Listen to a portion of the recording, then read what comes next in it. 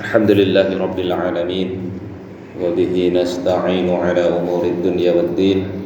Assalatu wassalamu ala asyrafil anbiya'i wal mursalin wa ala alihi wa sahbihi wa tabi'in wa man tabi'ahum bi ihsanin ila yaumiddin, amma ba'd. Bapak, Ibu, jamaah sekalian yang dimuliakan Allah Ta'ala, alhamdulillah kita dipertemukan Allah Subhanahu wa Ta'ala di ini 17 Agustus ini ya, di akhir bulan Muharram. Kita niatkan hadir di sini untuk dalam rangka menunggu sholat Isya berjamaah. Ini bertapanya umat Islam itu nunggu sholat. Kita niatkan pula i'tikaf, kita niatkan pula silaturahim, menjaga ukhuwah. Kita bisa bertemu dengan saudara-saudara kita yang belum tentu kita bisa beelang ke rumah ya. Kemerdekaan ini satu hal yang tentu diinginkan, tetapi apakah setelah merdeka itu betul-betul menjadi senang atau tambah susah, itu ditentukan oleh bagaimana kita menyikapi kemerdekaan dan bagaimana apa yang kita lakukan setelah kemerdekaan itu. Salah sikap, salah aktivitas, kemerdekaan itu bisa justru membuat kehidupan tambah susah. Malah nyaman zaman dijajah katanya. Kenapa? Ya kadang waktu penjajahan saja bangunan Belanda itu masih kuat-kuat, jalan atau bendungan kadang kuat. Begitu merdeka juga. Kualitasnya kadang tidak bagus. Ekonomi kadang juga begitu. Kenapa bisa begitu tadi? Pertama sikap. Meskipun nanti setelah merdeka banyak hartanya, ketika sikapnya salah itu justru akan membuat lebih menderita daripada dijajah sekalipun. Rasulullah Shallallahu Alaihi Wasallam mengingatkan kita dalam hadis riwayat Imam Muslim. Gimana sih sikap ketika kita dapat kemenangan? Ini diriwayatkan dari istri beliau Aisyah radhiyallahu taala anha. Beliau berkata, kana Rasulullah Shallallahu Alaihi Wasallam yukthiru min qawli subhanallahi wa bihamdihi astaghfirullah wa atubu ilaih. Adalah Rasulullah sallallahu alaihi wasallam, kata Sayyidatuna Aisyah, itu banyak mengucapkan subhanallah, maha suci Allah, tidak ada kekurangannya Allah Ta'ala, wa bihamdih, dan segala puji bagi Allah Ta'ala, maha suci, maha terpuji, astaghfirullah wa atubu ilaih, aku memohon ampun kepada Allah dan bertobat kepadanya. Ini diulang-ulang, dibanyaki membaca ini. Dan ini juga tasbih yang dianjurkan. Di antara salah satu fadilah dari tasbih, kita mengucapkan tasbih kepada Allah, Allah akan berikan kemurahan rezeki. Kemurahan rezeki. Tasbih apa? Ya, tasbih baca subhanallah. Suatu ketika setelah sholat subuh, istri beliau namanya Juwairiyah itu duduk berzikir. Kemudian sampai Rasulullah sholat duha, istri beliau masih berzikir. Kemudian diajari oleh Rasulullah ini, tasbih yang engkau baca ini tidak usah banyak-banyak, ini sudah mencukupi dari apa yang engkau baca dari pagi tadi sampai duha ini. Rasulullah ajarkan subhanallah wa bihamdih adada khalqih wa ridha nafsih wa zinata arsyih wa midada kalimatih. Bagus juga, subhanallah, segala puji bagi Allah, apa? Maha suci Allah, wa bihamdih, dan terpujilah Allah Ta'ala. Adada khalqih, sejumlah ciptaan Allah. Jadi berapa pujian itu? Sejumlah ciptaan Allah. Wa ridha nafsih, dan keridhaan Allah Ta'ala. Wa zinata arsyih, dan perhiasan atau timbangan arasnya Allah Ta'ala. Wa midada kalimati, dan sejumlah tinta untuk menulis kalimat Allah Subhanahu wa Ta'ala. Yang itu tidak akan cukup, artinya banyak benar. Para ulama jelaskan itu apa? Lil mubalaghah, untuk apa?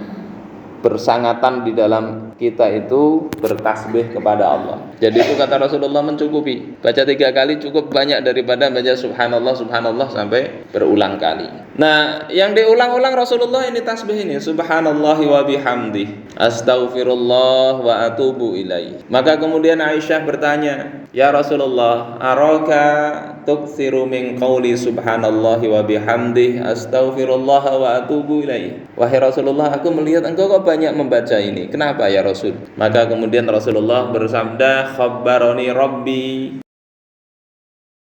Tuhanku telah mengabarkan kepadaku, anni sa'ara alamatan fi ummati, bahwasanya aku akan melihat satu tanda dari umatku. Fa idza ra'aituha aktsartu min qauli subhanallah wa bihamdi astaghfirullah wa atubu ilaih. Kalau aku melihat tanda itu, aku perbanyak ini kalimat subhanallah wa bihamdi astaghfirullah wa atubu ilaih. Kemudian Rasulullah sambung, faqad ra'aituha, dan sungguh aku sudah melihat itu, yakni turun ayat itu, idza jaa nasrullahi wal fath, ketika datang pertolongan Allah. Idza di sini ada yang memaknainya qad, sungguh telah datang pertolongan Allah, karena ayat ini turun setelah Rasulullah menang dalam penaklukan kota Makkah ya. Maka ada yang memaknai sungguh telah datang pertolongan Allah, wal fath, dan penaklukan, wa ra'aitan nasa yadkhuluna fi dinillahi afwaja, dan engkau akan melihat manusia itu masuk ke dalam agama Allah afwajan. Afwajan itu jamaatan ya, tilwa jamaah, satu jamaah, satu kelompok demi satu kelompok ya. Kalau kata Imam Al-Qurtubi mengutip Muqatil, ini terkait dengan penduduk Yaman datang kepada Rasulullah. Ada 700 orang datang dari Yaman nih. Dan orangnya alim-alim, sudah pintar baca Al-Qur'an ya. Sebagian itu bisa sambil bertahlil, mengucapkan la ilaha illallah ya. Melihat itu Rasulullah Shallallahu Alaihi Wasallam gembira, sementara Umar dan Ibnu Abbas itu menangis. Lihat itu.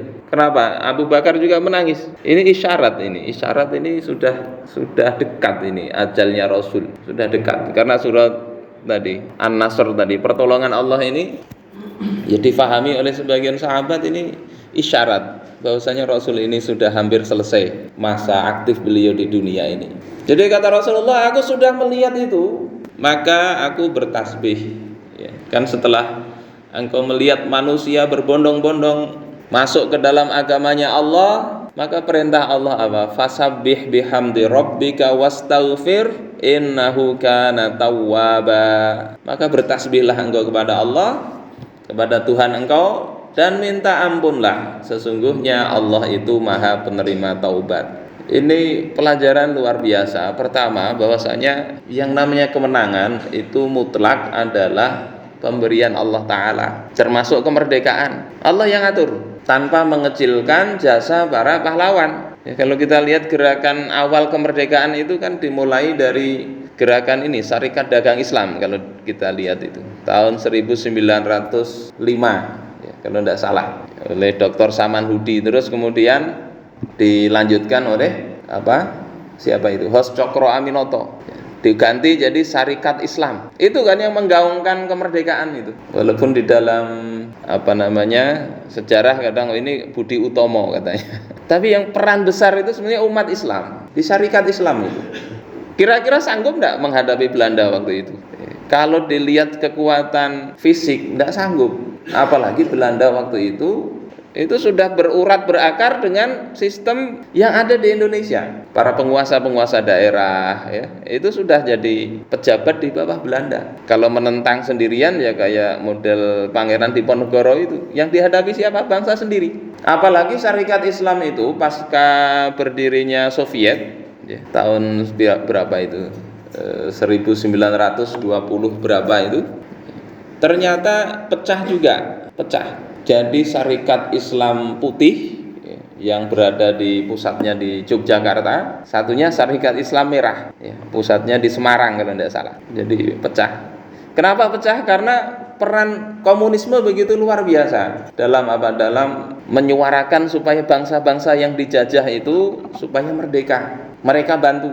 Sehingga ada ulama juga mengatakan komunisme itu nafas yang tak terpisahkan dari Islam.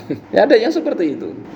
muncul ya. Sementara syarikat Islam sendiri yang menginginkan kemerdekaan ini masih sedikit suara itu. Bahkan yang dihadapi kaum muslimin sendiri, ada kongres di Surabaya yang kemudian itu umat Islam menyuarakan supaya apa? Ya, gerakan-gerakan seperti syarikat Islam ini tokoh-tokohnya ditangkap aja. Karena pemerintahan Belanda ini pemerintahan yang sudah sesuai dengan Islam. Patut diancungi 10 jempol. Patut dijunjung 10 jari. Jadi itu seperti harga mati kalau sudah dijajah Belanda itu. Terus kok bisa? Kok bisa merdeka? Allah yang ngatur, Allah yang ngasih pertolongan, Allah ngasih momentum. Kenapa momentumnya? Bukan dari Indonesia. Indonesia itu menyiapkan masyarakat ini. Yang penting ada suara merdeka dari Belanda. Allah bikin jalan, Allah bikin jalan. Ya. Di bomlah itu Jepang yang jajah di Indonesia oleh Amerika. Di bom Jepang itu, kemudian nyerah Jepang itu, kosong kekuasaan Indonesia yang sudah siap-siap tadi itu tinggal memproklamirkan ya. Tentunya setelah memproklamirkan harus siap konsekuensinya ya. Ada peperangan setelah itu kan, sampai ada resolusi jihad segala macam. Jadi Allah yang memberikan jalan. Oleh karena itu sebetulnya kalau kita lihat di awal rancangan proklamasi itu kan sebetulnya di UUD 45 pembukaan itu. Salah satunya atas berkat rahmat Allah yang maha kuasa dan dengan didorongkan oleh keinginan luhur dan seterusnya.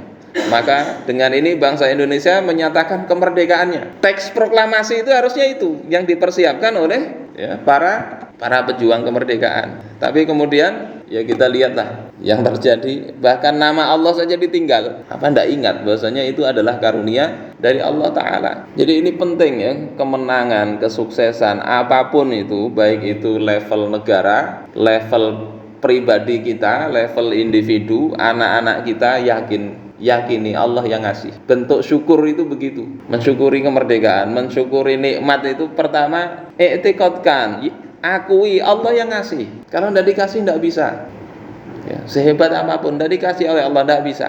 Usaha kita juga gitu. Dan ketika kita tidak akui, Allah mudah saja mencabut itu. Korun itu ketika ditanya, dari mana engkau dapat harta segini? Luar biasa Korun. Di dalam Al-Quran dia jawab, innama utituhu ala ilmin indi. Aku mendapat itu karena ilmu yang ada pada diriku. Ya coba, awalnya miskin, Allah berikan kesuksesan, lupa dia, merasa dengan kehebatannya akhirnya mendapatkan harta yang banyak. Kita ini sebagai bangsa mestinya tidak boleh lupa begitu. Tidak boleh lupa.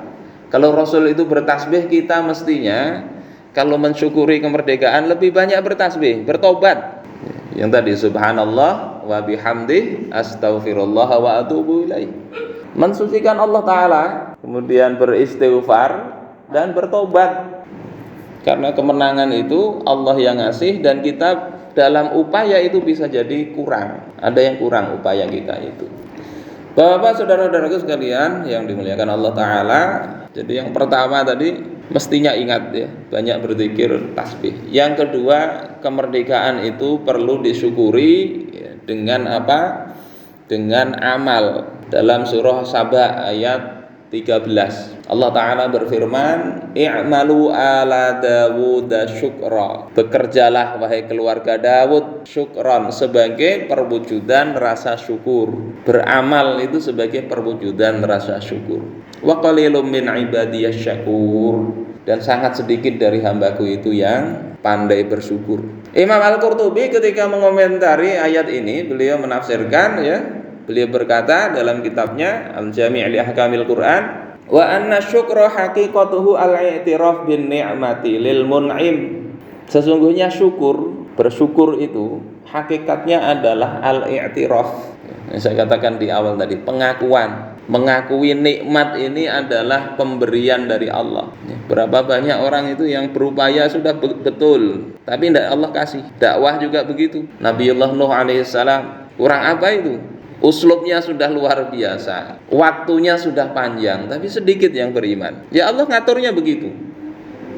Jadi nikmat apapun Allah yang ngasih. Sahabat itu ada yang Allah kasih banyak harta, ada juga yang enggak. Jadi yang dikasih harta maupun enggak, dua-duanya insya Allah baik, sesuai dengan kondisi orang per orang.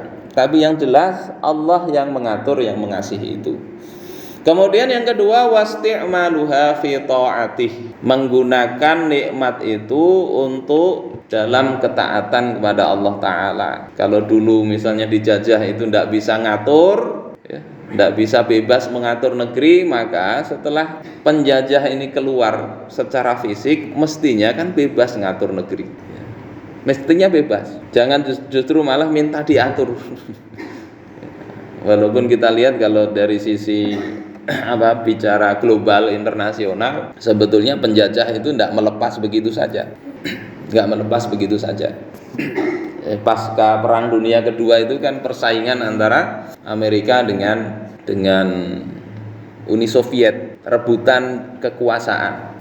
Sebelumnya itu pasca Perang Dunia I ini sudah rebutan itu antara negeri Eropa sendiri, Inggris, Prancis. Kemudian mereka atur, ada perjanjian Sykes-Picot tahun 1916-1917. Sebetulnya itu antara Inggris, Prancis dan Rusia sebelum Rusia berhasil itu revolusi Bolshevik itu. Dibagi-bagi itu jajahan itu antara Inggris dan Prancis. Sehingga kita lihat ya Inggris paling banyak, menjajah itu paling banyak Inggris. Sehingga ada slogan itu apa? The sun never set in the British Emperor. Matahari itu tidak pernah tenggelam di wilayah jajahan Inggris. Begitu luasnya Inggris itu menjajah. Setelah Perang Dunia Kedua, komunisme itu yang di backingi oleh Soviet itu begitu masif, ingin menancapkan pengaruhnya di bekas-bekas jajahan Eropa. Ada salah seorang pejabat Amerika itu mengatakan, kalau negara barat itu masih tetap pola jajahnya seperti ini, pasti semuanya habis itu dapatnya Soviet. Tidak ada cara lain kecuali dimerdekakan. Yang pinter Inggris waktu itu. Inggris langsung melihat gelagat gitu dimerdekakan, kemudian bentuk negara persemakmuran. Prancis agak lambat sadar, sehingga akhirnya ngikuti juga. Ada juga negara model persemakmuran Prancis, Belanda, Jepang dan sebagainya itu tidak mikir ke situ. Habis Portugis, dulu ada Austria, tidak ada jajahannya lagi. Amerika itu rebutan itu dengan Inggris, rebutan. Karena Amerika tidak punya sejarah buruk menjajah secara fisik, lebih mudah dia menguasai beberapa wilayah bekas Inggris itu. Termasuk waktu Indonesia itu yang konfrontasi Malaysia itu kan sebetulnya juga ya ada pengaruh-pengaruh rebutan kekuasaan itu. Sampai di Indonesia itu ada slogan itu, Inggris kita linggis, Amerika kita setrika. Ya, kalau membaca itu slogan-slogan itu muncul ya. Karena memang rebutan di Suriah, ya, di negeri-negeri Timur Tengah sampai sekarang itu rebutan pengaruh antara Inggris maupun Amerika. Ya, rebutan, sekarang Cina lagi.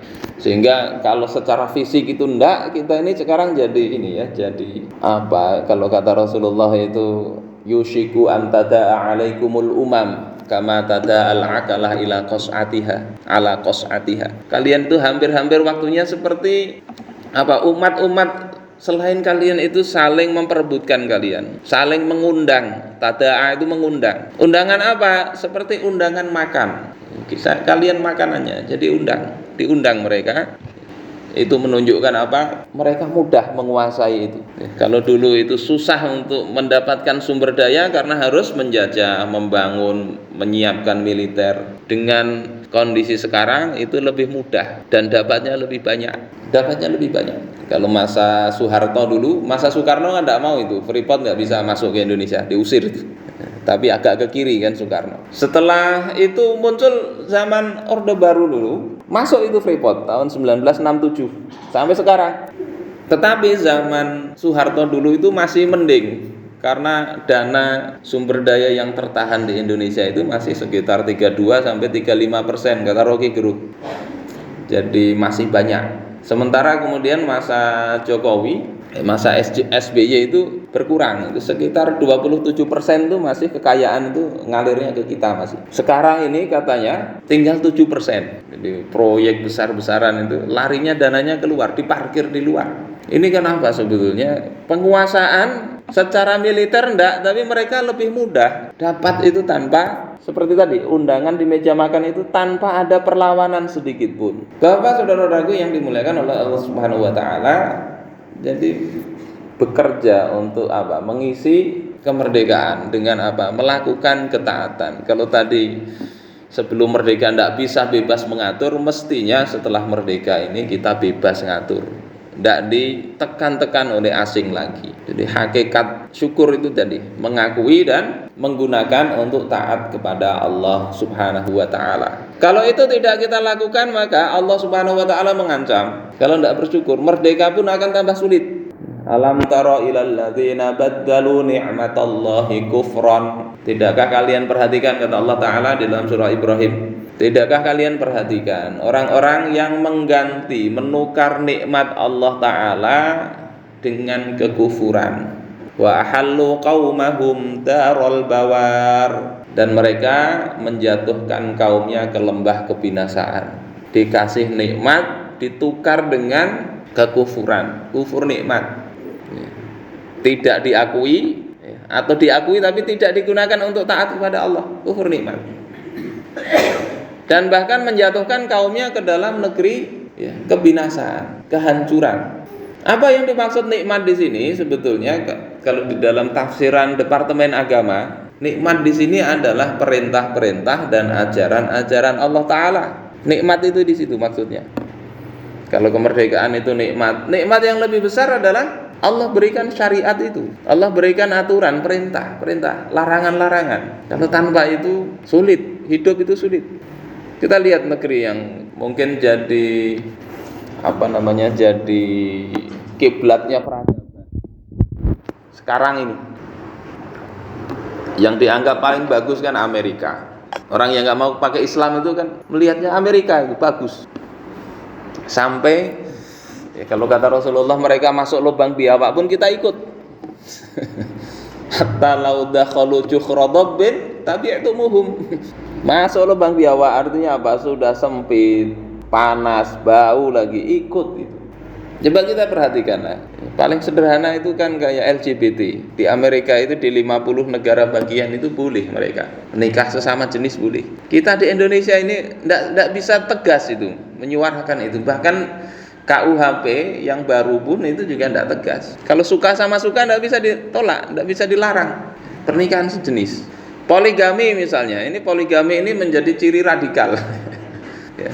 Kalau di dalam tesisnya itu ya, Sheryl Benard, tulisannya Sheryl Benard, think tanknya Amerika ya, dari Rand Corporation. Ya, mereka petakan radikal ini mana yang sekuler, mana modernis, mana tradisionalis. Ya, ciri-cirinya salah satunya kayak poligami. Diserang itu hukum poligami. Dianggap tidak bagus, jelek. Walaupun kita kalau lihat di kitab fikih itu ya memang poligami hukumnya mubah, boleh, tidak haram, tapi juga tidak disuruh benar, tidak.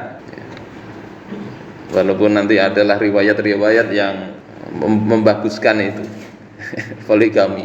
Ada misalnya khairukum ya khairukum aktsarukum nisaa. Ada riwayat begitu. Sebaik-baik kalian adalah yang paling banyak istrinya. Ya, pernah dengar riwayat itu? Itu maksudnya ya, ada dua pemahaman ya riwayat itu. Pertama, yang paling banyak istrinya itu kan Rasul di antara kaum beriman. Maka yang terbaik itu adalah Rasul yang paling banyak istrinya, maksudnya begitu. Yang kedua itu para ulama memahaminya yang dua orang amalnya kalau sama, amal ibadahnya semua sama, tapi bedanya cuma ini istrinya satu, ini istrinya lebih banyak, maka lebih tinggi yang lebih banyak istrinya. Nyata amalnya lebih banyak ya, amal lebih banyak kalau dari sisi ibadah sama, tapi kalau istrinya banyak tapi tidak adil, bahaya itu. Poligami itu dicela begitu rupa. Tetapi di Eropa sendiri coba kita perhatikan, mereka bukan hanya poligami, berzina. Polinya itu polizina mereka itu.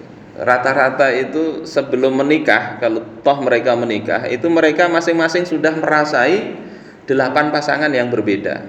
Merasai begitu. Dan itu legal.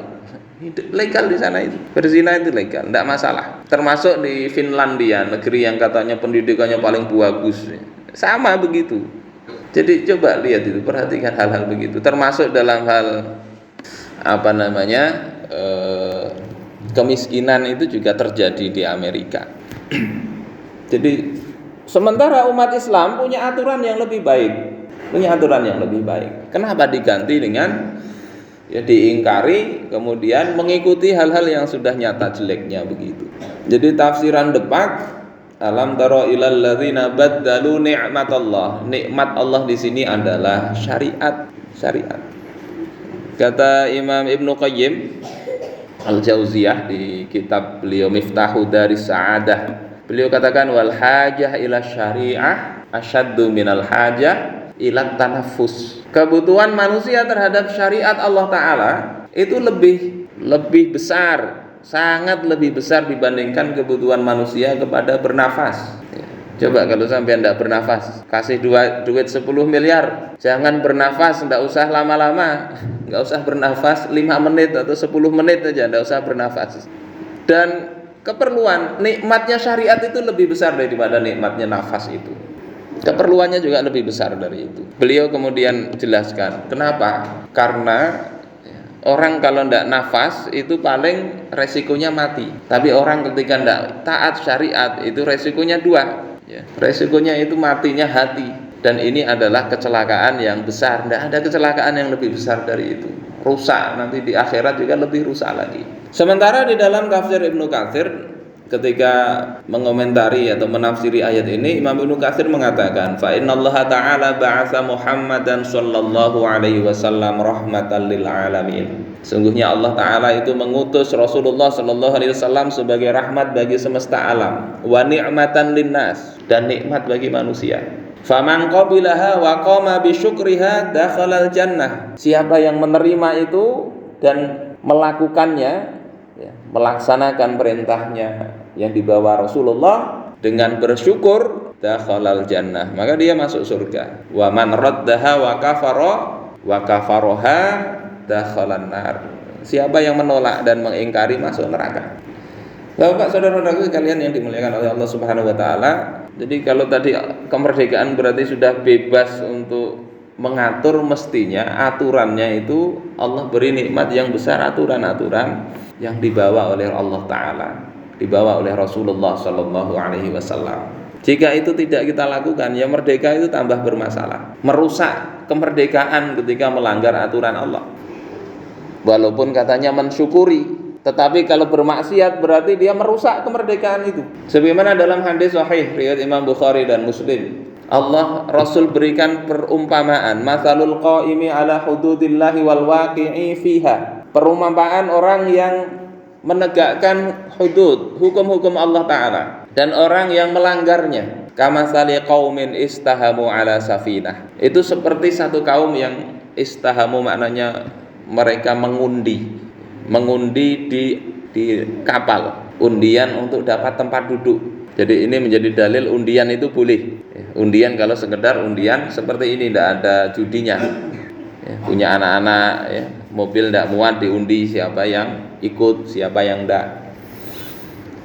Fa asaba ba'dhum a'laha wa ba'dhum asfalaha. Maka sebagian itu mendapatkan undian di atas, tempatnya satunya di bawah. Fakana alladzi fi asfaliha idza istaqaw minal ma' marru ala man fawqahum. Yang di bawah, kapal dulu. Kalau kapal sekarang bawah atas tinggal putar kran dapat air. Kalau dulu mau air dia harus lewat atas, mencibuk. Kemudian yang di bawah ini mengatakan, lau anna kharaqna fi nasibina kharqan wa lam nu'dhi man fawqana. Andai kami lubangi saja bagian kami duduk di bawah, kami lubangi saja, niscaya kami tidak akan mengganggu orang yang di atas. Ini sedikit-sedikit lewat mau ngambil air, lebih baik kita lubangi saja.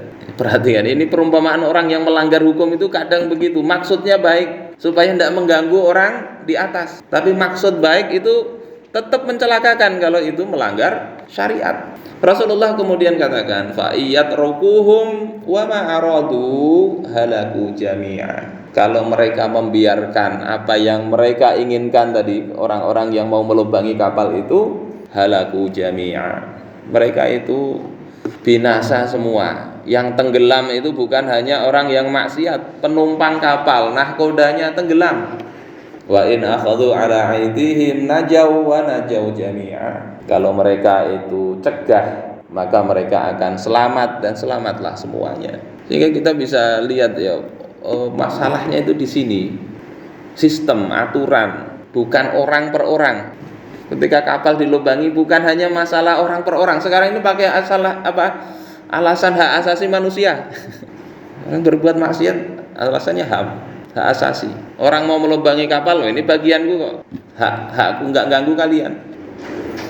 Karena itulah kita bisa saksikan ya, kemerdekaan ini kadang ketika tidak diisi dengan ketaatan kepada Allah, yang muncul itu justru banyak kemungkaran, depresi sekarang ini. Merdeka yang harusnya bebas jiwanya, ya, terbangun jiwanya menjadi jiwa yang tenang, bahagia, ternyata enggak. Ada berita di CNN itu, tahun kemarin, akhir tahun kemarin, Desember 2022. 2,45 juta remaja itu gangguan jiwa. 2,45 juta gangguan jiwa. Kalau kata di situsnya UGM 2022 akhir itu sepertiga remaja itu bermasalah dalam hal kesehatan mental. Makanya kita bisa lihat lah, ada banyak kasus pembunuhan, pemerkosaan, bahkan yang tidak percaya Tuhan itu banyak lagi, obat-obatan dan sebagainya.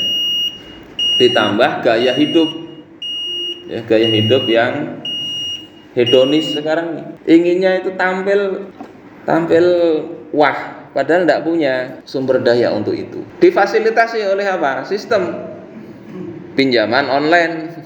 Pinjaman online 10,35 triliun bulan April 2023 kemarin yang terjerat pinjaman online 10,35 triliun. 51,46 triliun itu di Indonesia, dan yang macet itu 1,72 triliun. Belum lagi narkoba itu kemarin 2022 itu ada 43.099 kasus penyalahgunaan narkoba. Dia tadi sakit jiwanya, labil, ya. Tersangkanya ada 50.721 tersangka baru itu tahun kemarin. Perjudian ini sekarang juga marak. Di kata Kapolri itu ada 3.532 kasus perjudian di Indonesia tahun kemarin, tahun 2022. Kenapa ini bisa terjadi? Ya, satu sebetulnya masalahnya itu sistem, aturan tidak tegak. Dan ini yang mestinya kita upayakan supaya kita ini merdeka itu betul-betul merdeka. Kita tidak lagi terjajah oleh asing maupun terjajah oleh hawa nafsu kita sendiri.